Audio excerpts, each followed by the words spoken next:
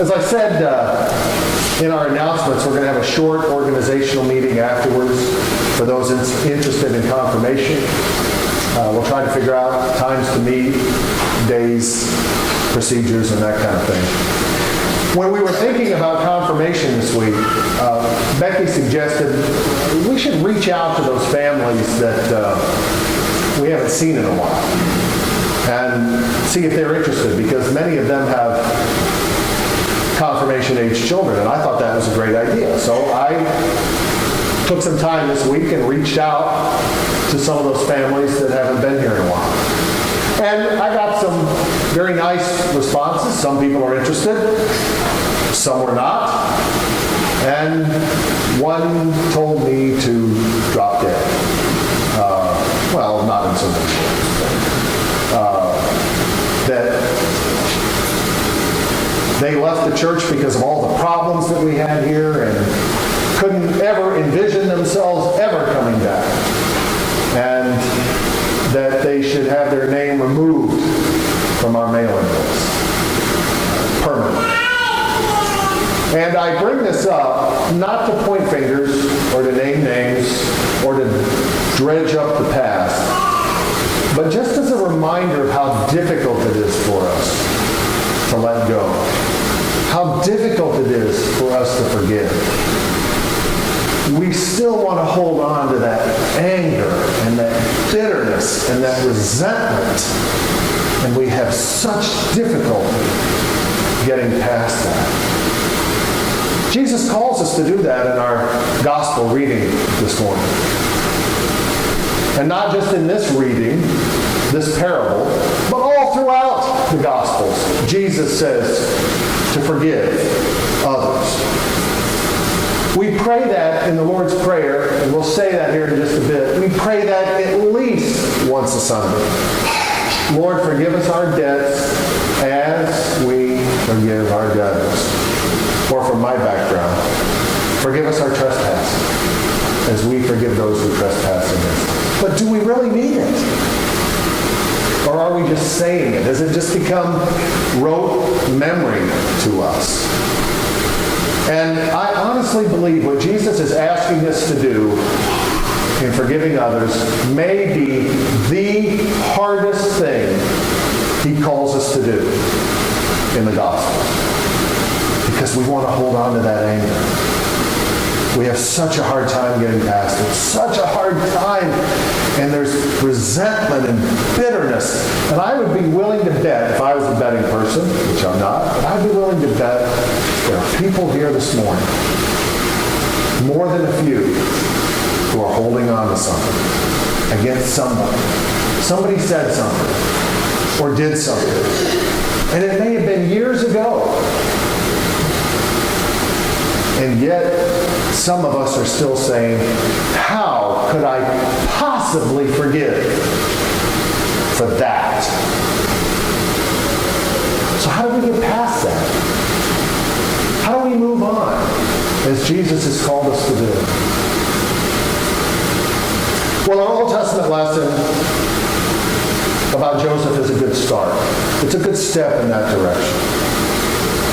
Joseph was the youngest of 12 brothers, the baby, the favorite, and what's more, he knew he was the favorite too.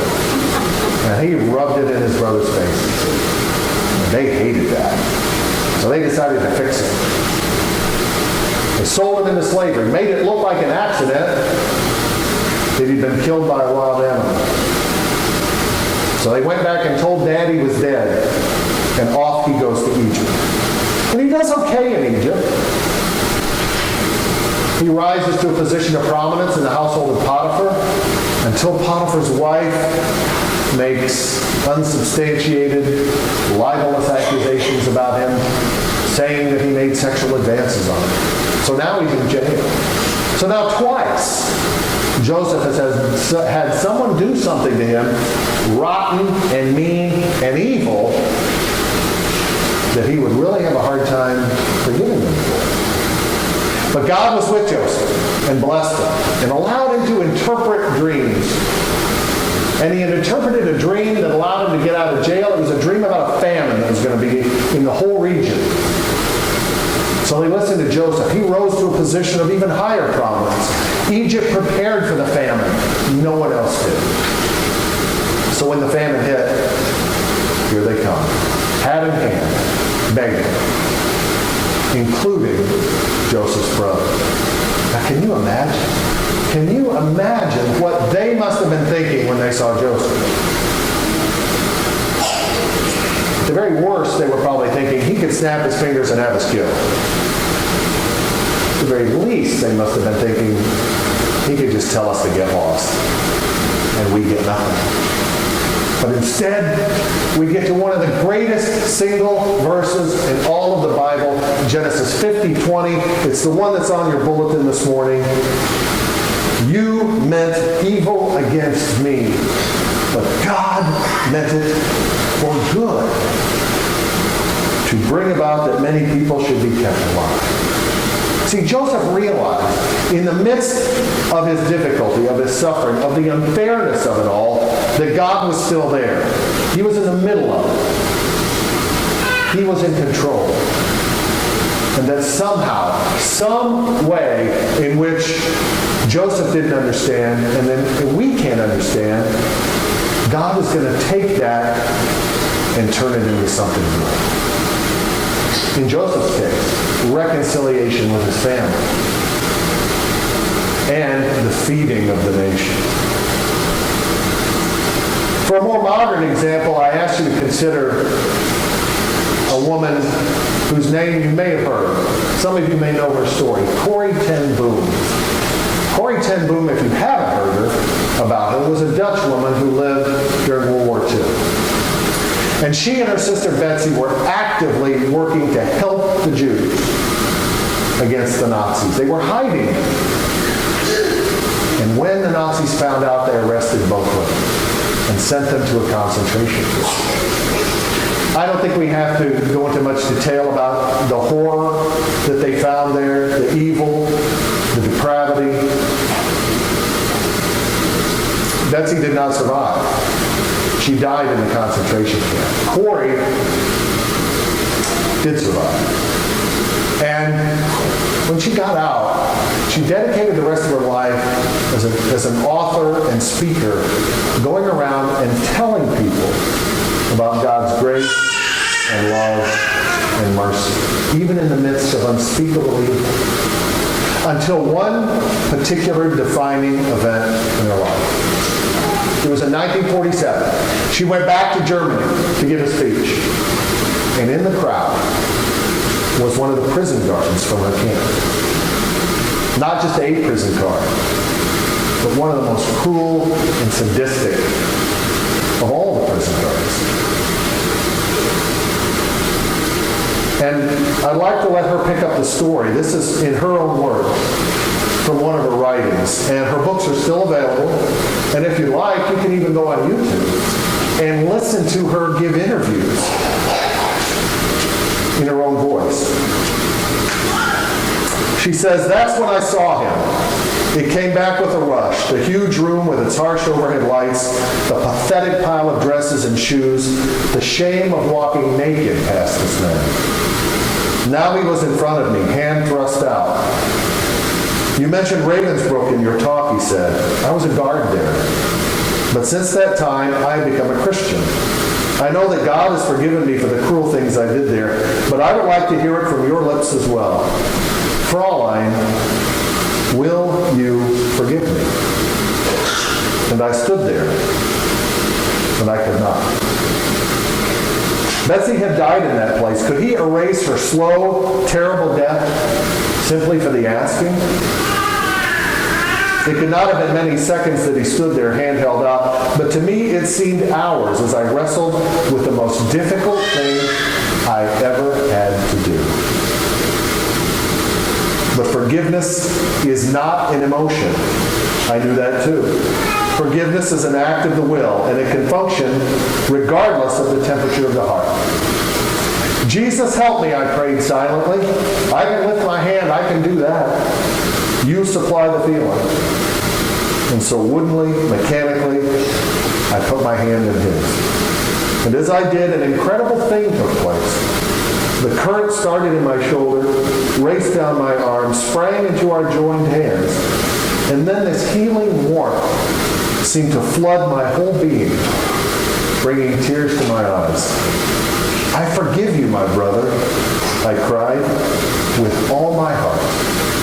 For a long moment, we grasped each other's hands, the former guard and the former prisoner. I had never known God's love so intensely as I did in that moment. A lot of things in this very powerful story, but a couple things really jump out. She says forgiveness is not an act of will. It is an act of will, not an act of emotion. And that's true. Forgiveness and faith are acts of will, not how we feel. There are times I don't feel like coming to church. There are times I don't feel like praying.